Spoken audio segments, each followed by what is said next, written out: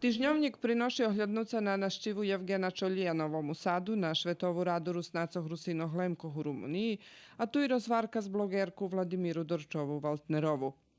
Vistki jako značeni međunarodni dzenj ženog mož prečitati na naših mestoh, a ekonomija piše o aktualnostoho zakupu pječnog prostoru u Verbaše i o ponukanju kontračenja produkciji kornišonog u ruskim keresture.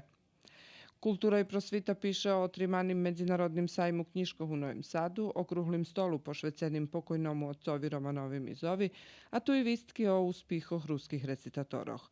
Presda skelo premijeri po naših mestoh data i najava na ih od coho memorialu. Mozaik upozna čitačog s Darkom Zagorcom z Novog Orahova i čascu ansambla dramskoho studija Art z ruskoho kerestura. U rubriki Ljud za rok i život ostatnje predluženje feljtonu gu 50. dramskomu memorialu Petra Žližnića Đađi. U tej rubriki moš prečitati rozvarku s keresturskim glumcom Jankom Racom i s čimše za njima Dragica Vujić zo Šidu. Duhovni život piše o vistavi ikonoh otca Mihajla Hardija u Zagrebu, a sport predstavlja Vladimira Segedija, odhovljovača Holuboh i Drobisku. Dodatok u tim čišlje Ruske Slovečko.